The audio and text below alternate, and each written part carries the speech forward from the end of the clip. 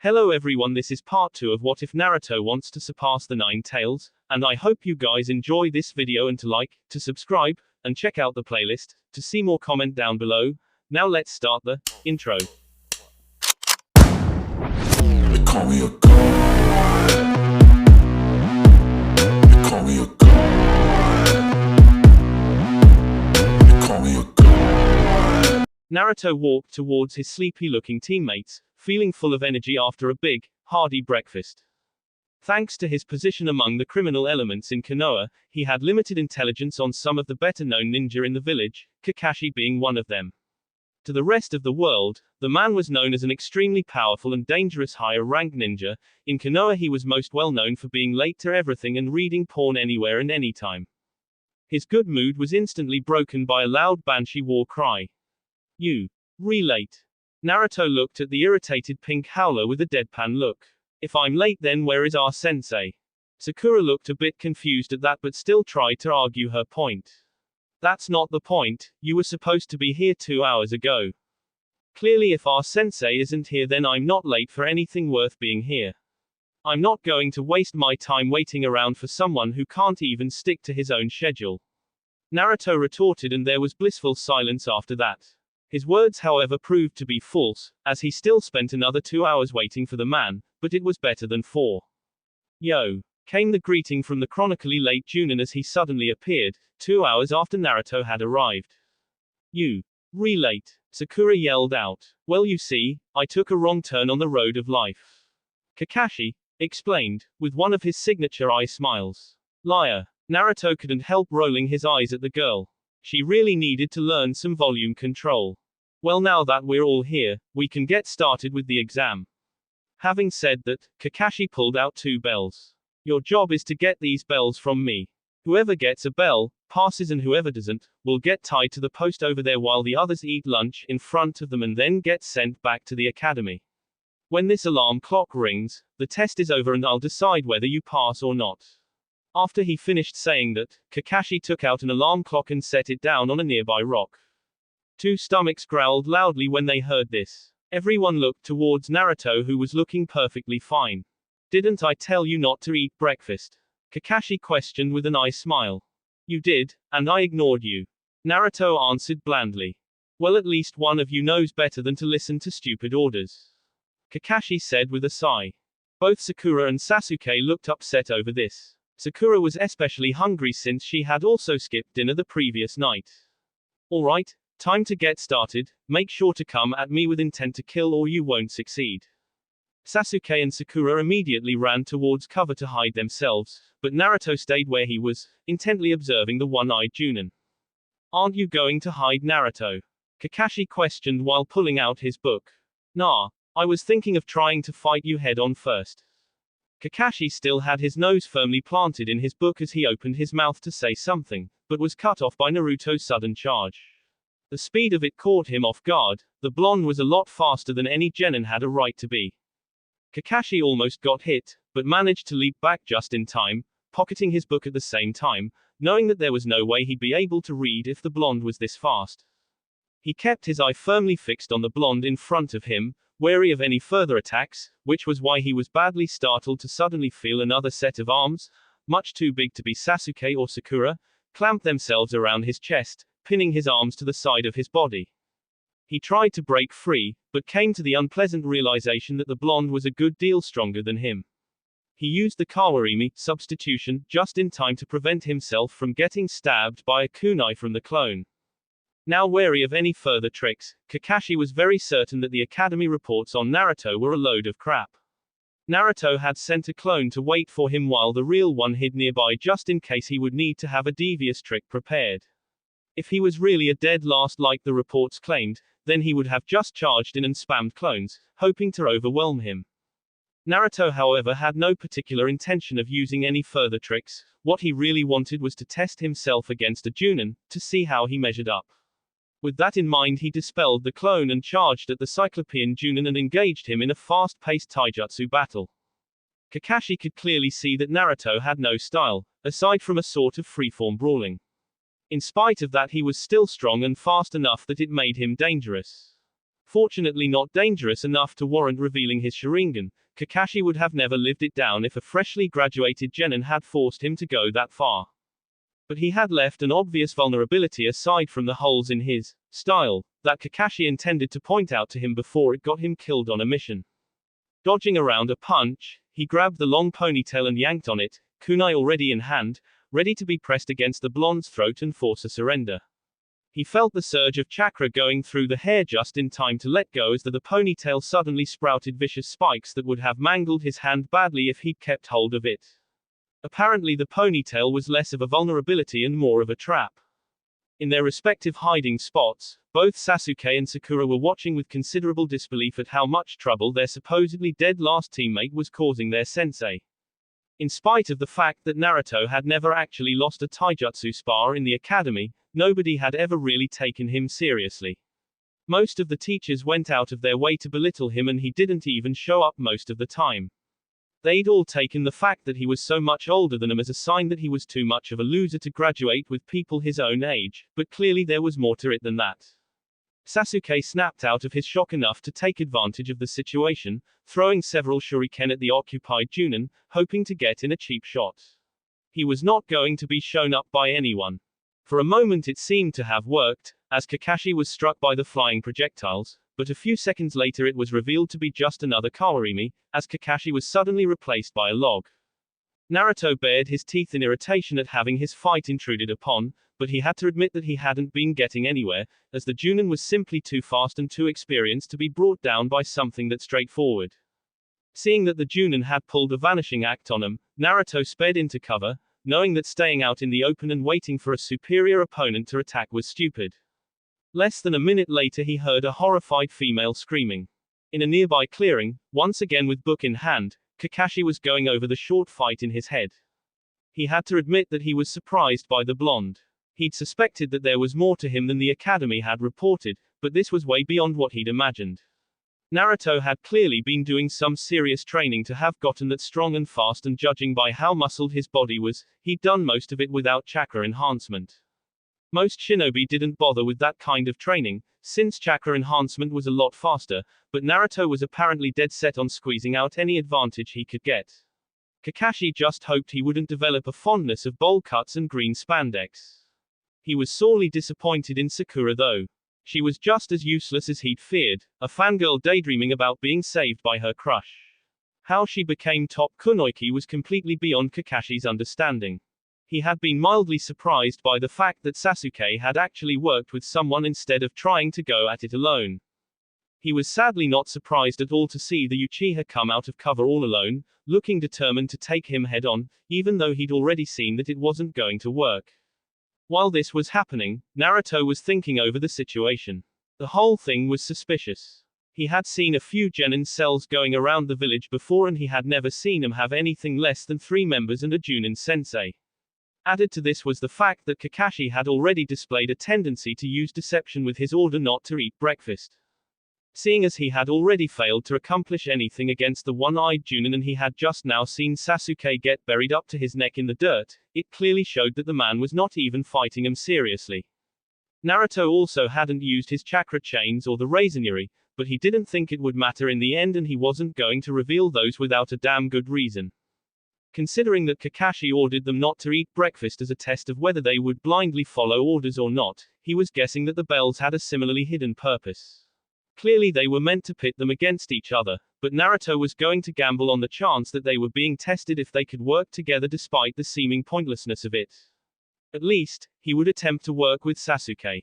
Sakura was a non-entity in a fight and wouldn't be useful as anything but cannon fodder at this point.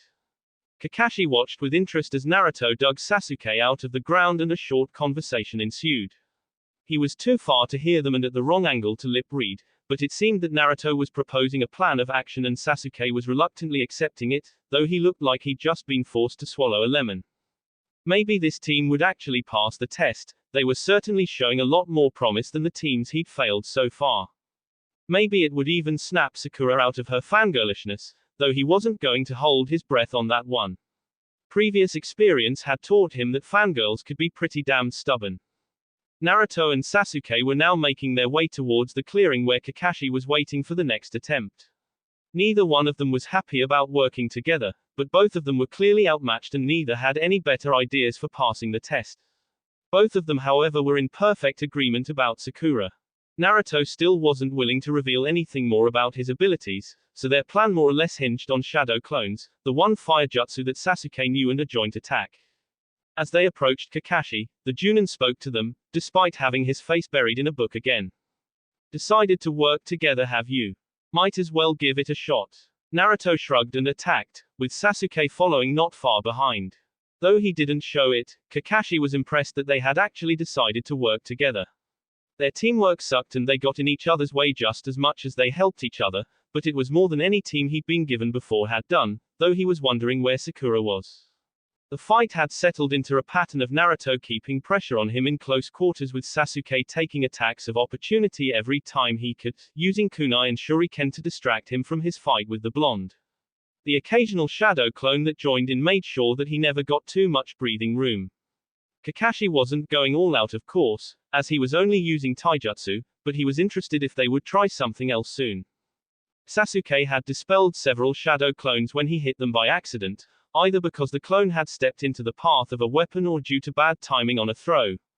Both of them were annoyed whenever the other screwed up, but they had managed to improve considerably during the course of the fight, their timing good enough that they became more dangerous to their prospective sensei rather than to each other. The combat dynamic suddenly shifted as Kakashi was attacked by 3 shadow clones at once along with the original, and Sasuke began making hand seals for the Kaiten, Gokakyu no Jutsu, Great Fireball Technique. The strategy was decent and would have worked on many Chunin-level ninja, but it never got off the ground due to the intervention of Sakura. She had woken up from her illusion-induced unconsciousness and had immediately rushed off towards the sounds of battle in a panic to determine if her precious Sasuke-kun was all right. Seeing that he was fine and working alongside the towering blonde against the prospective sensei, she decided to join in, hoping that Sasuke would be impressed. Unnoticed by everyone, she had rushed towards the Junin just as Naruto and Sasuke started their strategy to torch the Junin. Her aim with thrown weapons was pretty bad, which is why she rushed in very close before letting loose a kunai. Unfortunately, her kunai sank into the back of a clone who had just moved to block a possible escape route, dispelling it and allowing Kakashi a clear avenue of escape. Kakashi took full advantage of this, grabbing Sakura around the neck and using her as a hostage, forcing Sasuke to abort his use of the fire jutsu.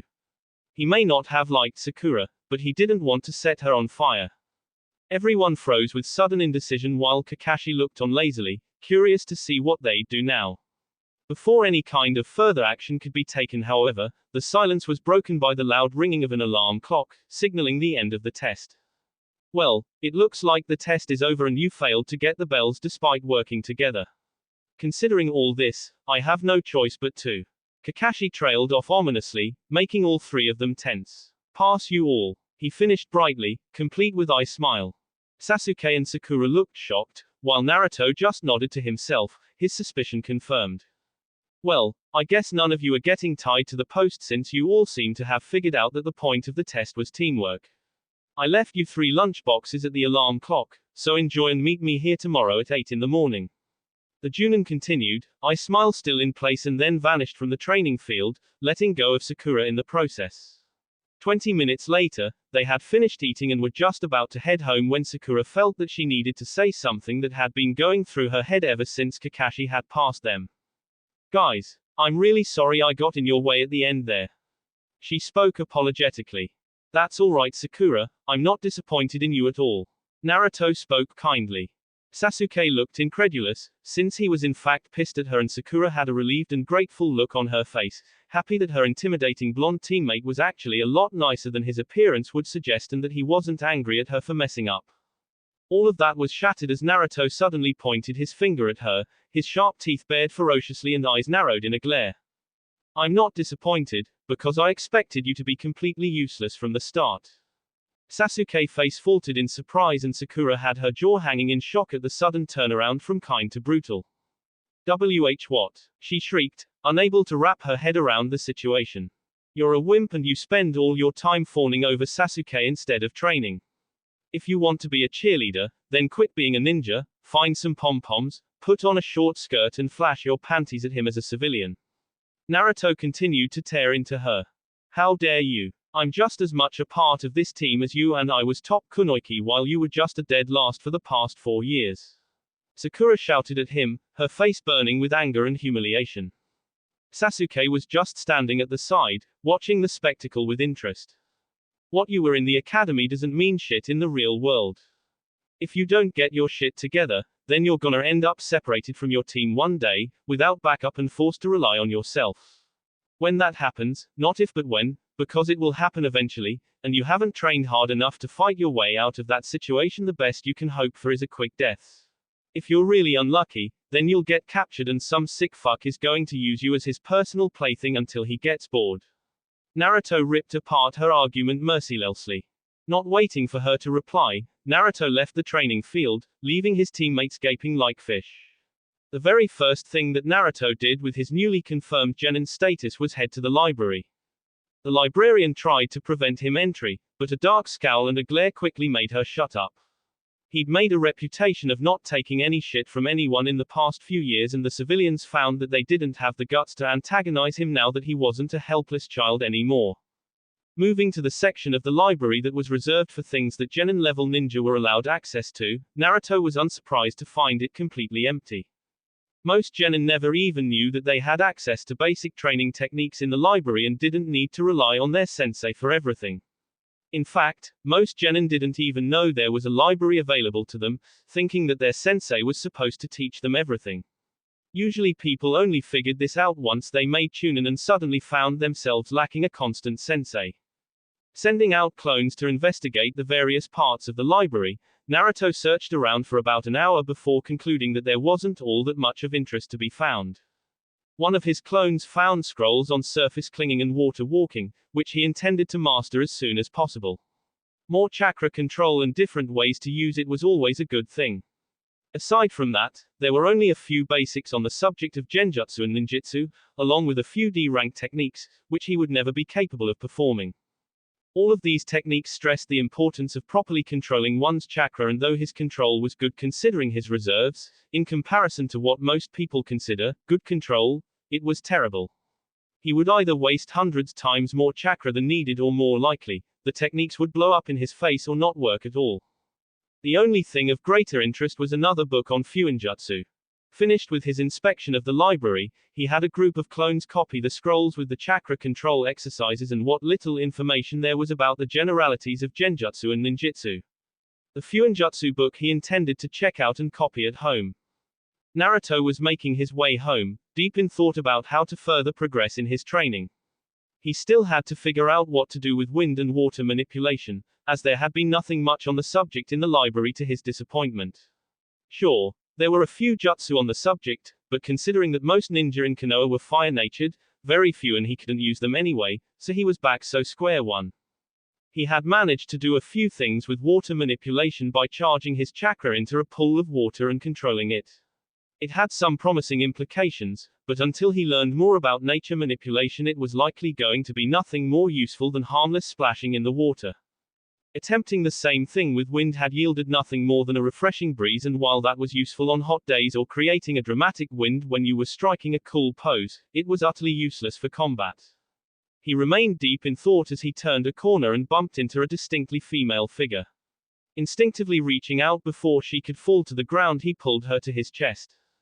"Na Naruto," she squeaked in surprise. "Kasumi, what are you doing here?" Naruto asked in surprise. Kasumi was one of the girls who had used the money he sent him to get out of the life of a prostitute. She, along with two of her friends, had pulled their money together and bought out a clothing store from an old woman whose business had been declining for years. The fact that the old woman was one of those who had charged him extra or thrown him out when he tried to shop there in his youth had nothing at all to do with her failing business. Nothing at all. All three young women had moved into an apartment above their new store, which was why Naruto was surprised to run into her. "Oh, I was just visiting Keiko, she made me promise to visit when we left," Kasumi explained. "Ah yes, Keiko would be quite upset if you didn't visit," Naruto muttered, remembering the girl in question. Keiko was one of those women who actually worked in a brothel by choice. Despite her occupation, she actually slept with very few men or women for that matter. At first glance this would seem to be very odd, as Keiko came across as a very sweet girl with beautiful black hair and alluring black eyes in her late 20s that always had a smile on her face, leaving many clients baffled as to why the matron in charge of the brothel only directed a rare few clients her way. Those who knew her better, however, understood perfectly, as Keiko had a perverted streak a mile wide and 2 miles deep. Any clients sent her way usually ended up chained to a wall or to the ceiling after Keiko drugged them on the way to the dungeon that was built into the basement of the building. Clients were provided with a safe word before being introduced to Keiko. Naruto had gotten a reputation among the brothels by the time he'd been introduced to Keiko, and the matron had known of his bizarre reason as to why he had suddenly become a regular. Keeping this in mind, the woman reasoned that he didn't need a safe word if he was trying to learn as much about pleasing a woman as possible. When Naruto had woken up to find himself naked, arms chained to the ceiling and feet to the floor, with Keiko standing in front of him in a highly revealing leather outfit, complete with whip, he had no idea what to think. For the next few hours, the woman had proceeded to cause a mix of pleasure and pain on the blonde, sometimes both at the same time, until he didn't know whether to kill the matron or thank her. Keiko had absolutely ignored him every time he told her to stop, until she had her sadistic streak satisfied. After she had released him, she had demanded that he tie her up and pay her back, which Naruto had ironically found even more difficult than enduring her attentions before that. When questioned, she told him that she only submitted to those who could take everything that she did to them, and since Naruto hadn't been given a safe word, he had no choice but to take it. Things that Naruto had never even considered doing to women, Keiko had wanted. His face had been on fire with embarrassment at the things she told him to do, each worse than the other. Naruto had never imagined that any woman could be this much of a pervert before. He hadn't thought anyone could be this much of a pervert. She had excitedly handed him a wooden paddle, bent over and told him to spank her, jiggling her bare ass enthusiastically, and then pouted when he didn't hit hard enough. She'd only told him to stop once her ass was glowing red and her juices were leaking down her legs from her arousal. Then she'd promptly gone down on her knees and told him to stick his dick down her throat until she choked. Naruto's confused mind had been desperately trying to figure out what the right thing to do was, torn between Keiko's clear excitement over being treated so roughly and his belief that women should be treated gently. In the end, the perverted woman had looked so upset that he didn't seem to want to play, as she put it, that he had pushed aside his confusion and did as she asked, even though it felt wrong to him the entire time. It had gotten especially bad for him when her desires started going into territory that left visible damage on her body, but her excited yells and moans told him that she was enjoying even that, somehow. She'd been especially happy when she'd seen how sharp his teeth were. Would you like to come over for some tea? Kasumi asked with a blush on her face, breaking him out of his thoughts. That sounds nice, but I've just passed my genin test and I've got a lot to do. Naruto deflected awkwardly. He had a good idea what Kasumi was really after, and he'd avoided sleeping with women for a while now. He didn't feel that it was right to keep sleeping with them anymore. It had been bad enough when he'd done it for practice, but to keep having sex with all of them even after felt like he was betraying Zanna, even though she didn't see it that way. Kasumi was a beautiful young woman in her mid to late 20s with shiny light brown hair and dark brown eyes. Curvy, with a cheerful attitude, especially now that she didn't have to work in a brothel anymore, she was definitely very attractive, and Naruto felt himself getting hard at the obvious offer she was making, but it just didn't feel right to him to accept offers like this anymore.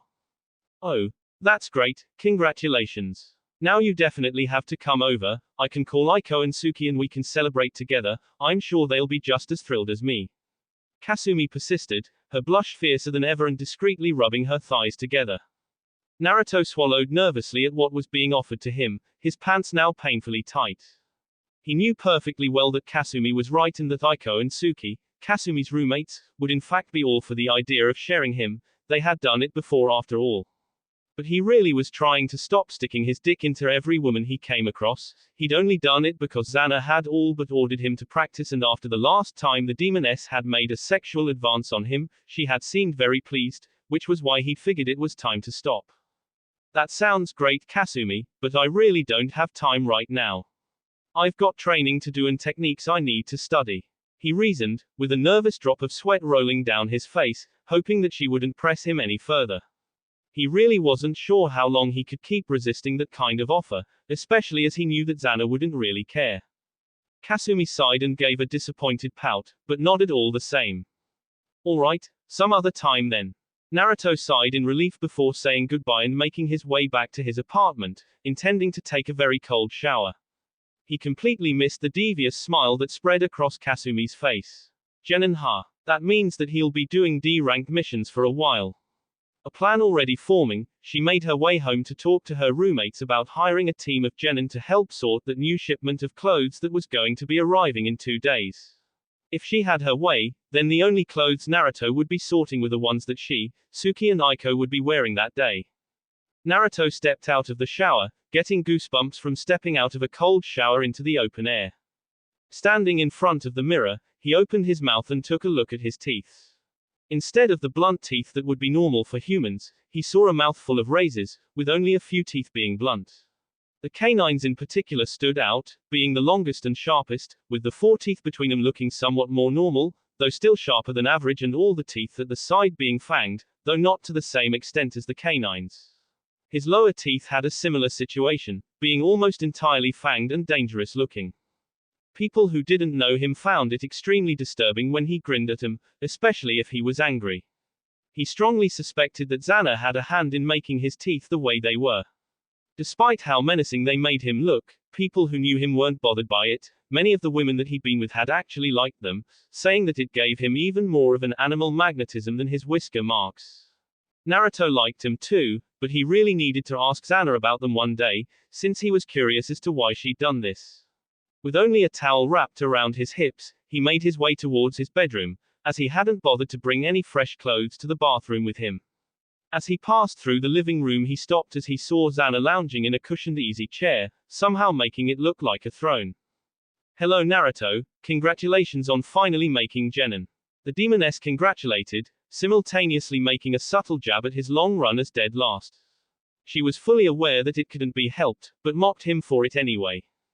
Naruto ignored the jab, knowing that she was only trying to get a rise out of him. The subject of his teeth was still on his mind, and he figured that this was as good a time as any to ask. Thanks Zanna, it means a lot to me that you'd come to congratulate me. He said sincerely. I'm actually glad you're here for another reason too. Oh. She arched a fiery eyebrow in interest. I wanted to ask you about my teeth. He explained. They are very nice teeth, yes, what about them? The demoness asked with a smile that showed her own sharp teeth. I was wondering if you made my teeth like this deliberately, or was it a side effect of being sealed in me? It was deliberate, of course, along with your whisker marks. I thought they suited you.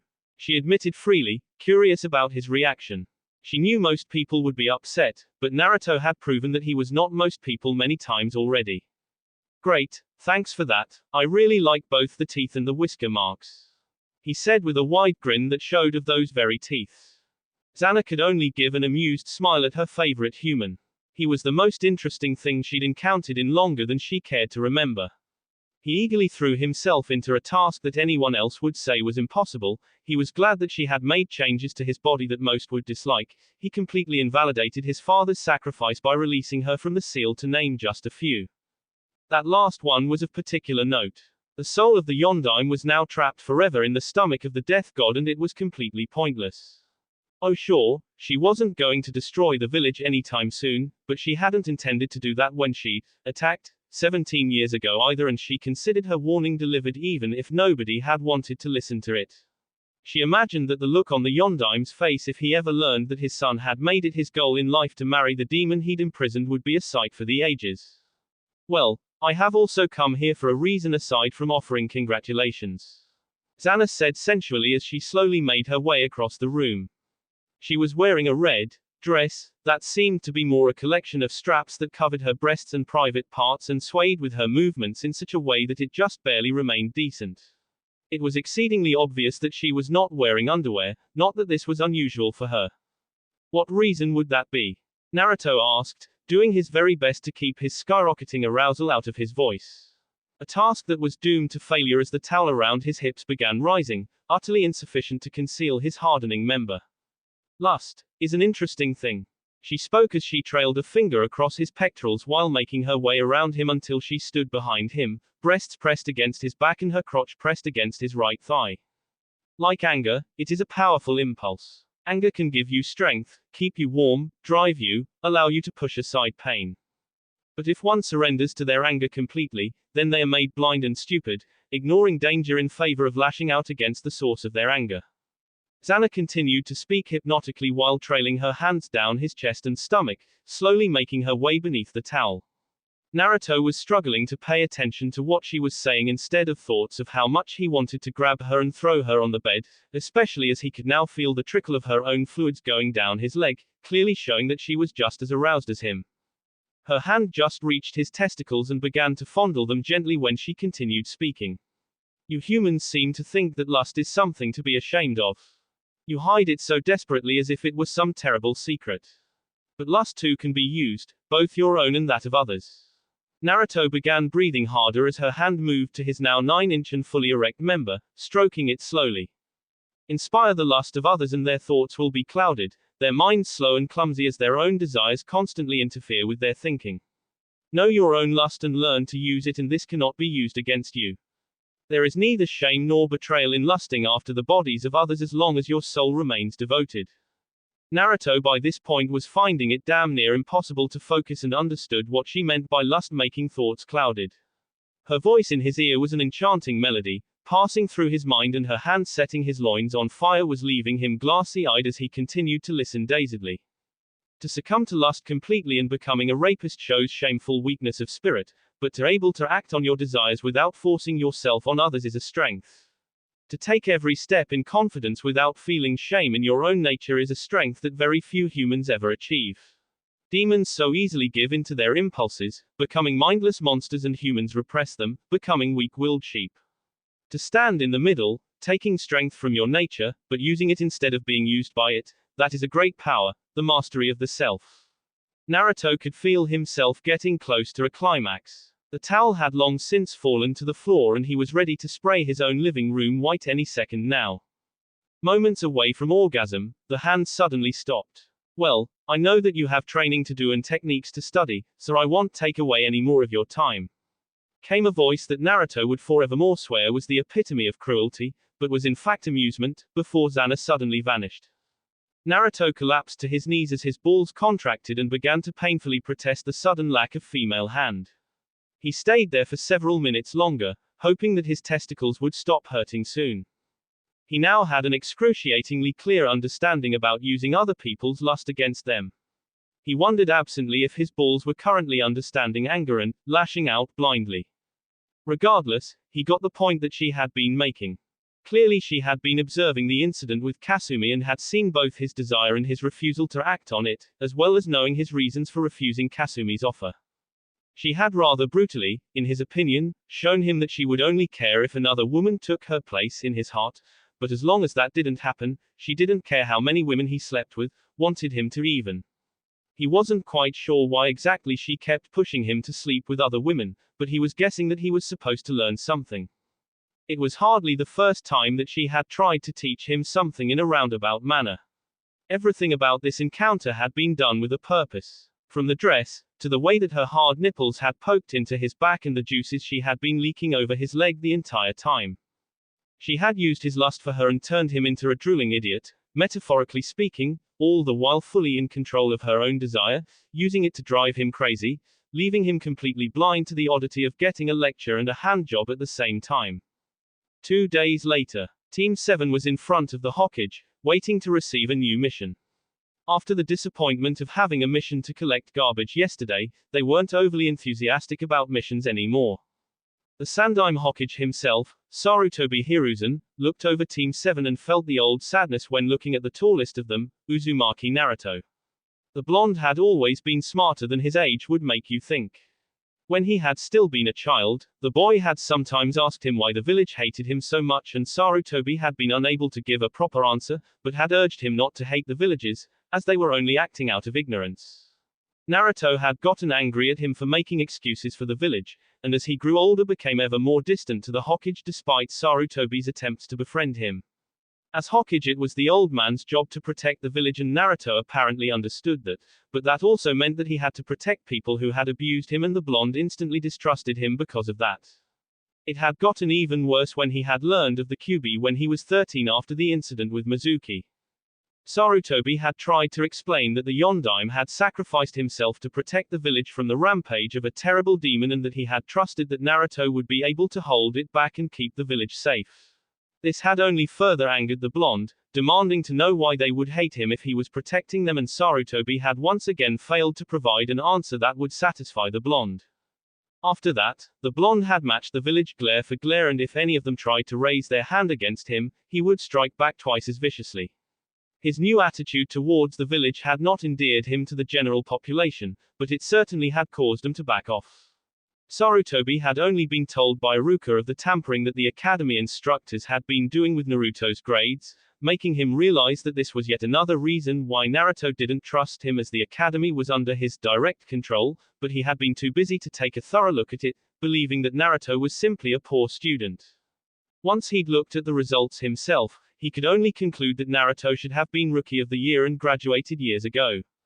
It was just a guess, as he didn't have the proper results for accuracy tests or taijutsu spars, but he was pretty sure that he was right. It was too late now to do anything about that, however. The damage was done, and revealing the truth was only going to rock the boat, and from what Kakashi had reported, Team 7 was rocky enough already. We have something special for Team 7 today. The Hokage began, looking at the mission scroll. Special how? Sakura questioned curiously. It could hardly be any worse than collecting garbage. Your team was specifically requested for this mission. To be more precise, the clients requested the team, with Uzumaki Naruto on it. Sarutobi explained, to the bafflement of everyone present, as nobody could think of any reason for Naruto to be requested. Who are the clients? Naruto asked, wanting to get to the bottom of this. 3 women who own a clothing store have requested the help of your team with sorting a new shipment of clothes that has arrived today. The names are Kasumi, Suki, and Aiko. Sarutobi revealed, making Naruto twitch imperceptibly at the reminder of his very bad case of blue balls 2 days ago. The others still looked confused. I take it you know these women, Naruto? Kakashi asked, noticing that Naruto seemed to know something. You could say that. Apparently they heard that I made Genin and want to have someone familiar doing the mission. Naruto was pretty sure that his explanation was entirely wrong, and that what he would be doing was going to be a great deal different than what the rest of his team would be doing. After the conversation with Zanna, Naruto had spent a lot of time thinking over her words and understood that she was trying to help him on his self-imposed mission to become stronger. Her help was not a direct increase of power or a technique that could be used. No, it was more abstract than that. She was trying to teach him that he was limiting himself by suppressing his own nature. It was ingrained in humans to hide things that may be seen as shameful in the eyes of the community, out of fear of rejection. This fear prevented people from acting in certain ways even if they wanted to, even if it would benefit them and harm no one. Naruto had a leg up on other people in discarding this fear, as the community had already rejected him, and the ones who did accept him wouldn't be bothered by his behavior either way. Not too much anyway. Still, it wasn't as easy as simply deciding. A man had to actually act on it until it became natural to never allow himself to be restrained by shame. To be restrained only by his own honor, that was now his short-term goal aside from training to be stronger, and he would do this by sleeping with every willing woman that caught his eye.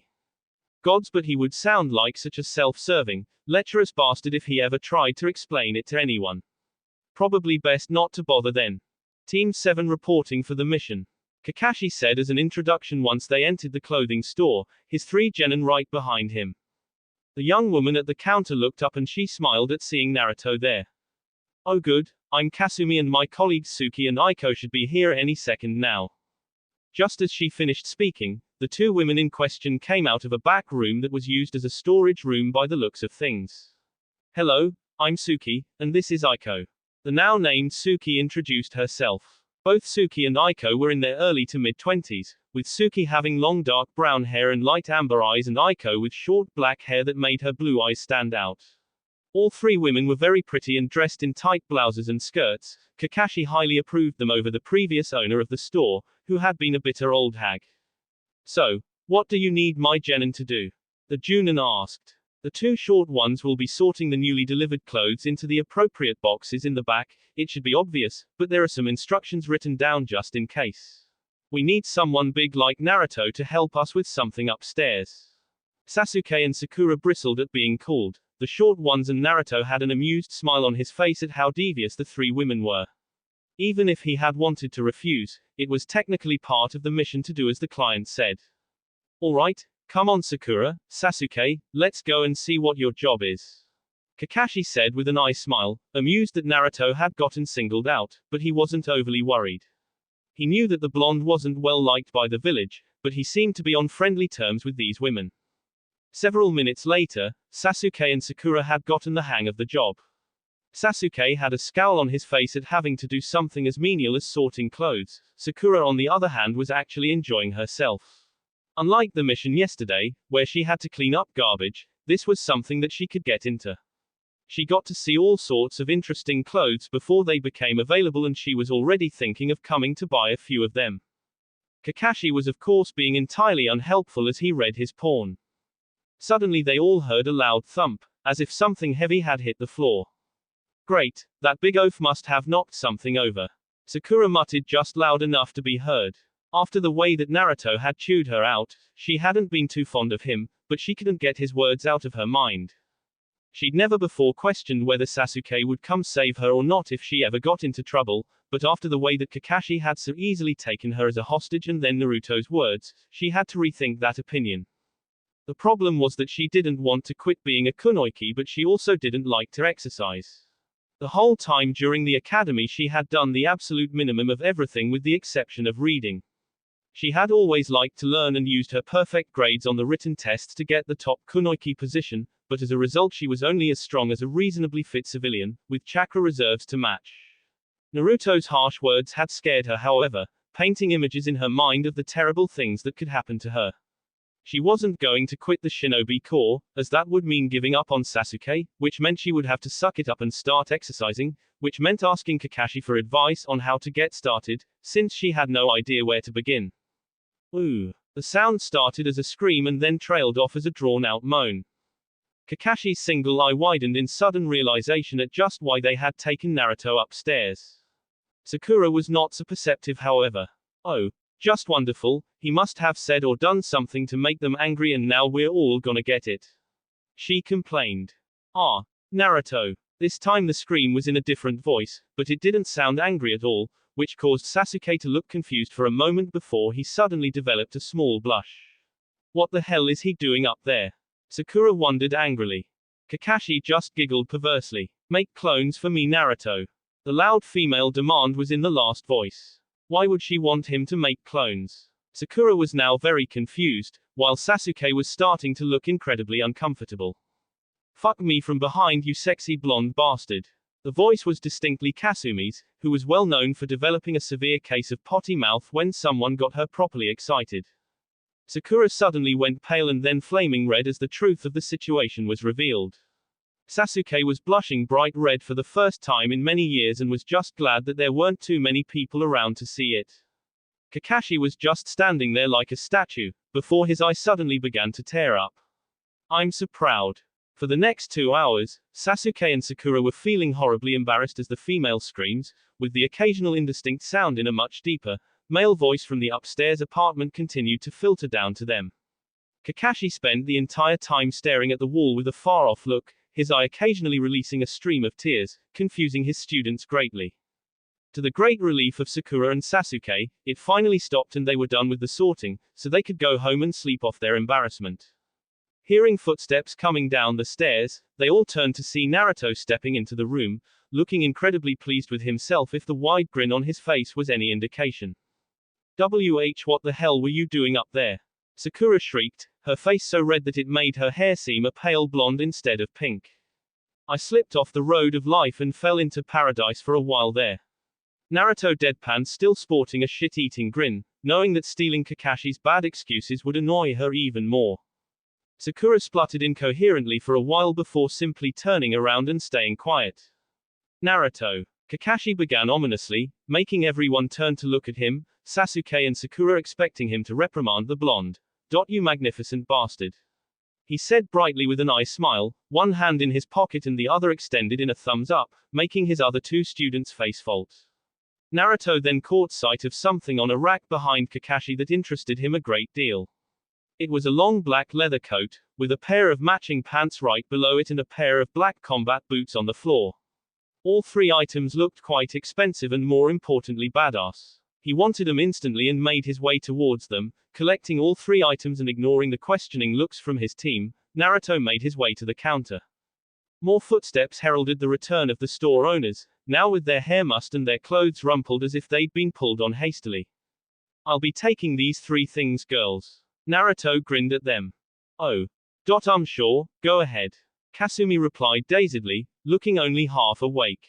All right. Seeing that they apparently weren't going to ring up his purchases, he just took out his wallet and left a large amount of money on the counter, more than enough to cover the clothes along with all the things that had ended up broken and ruined upstairs.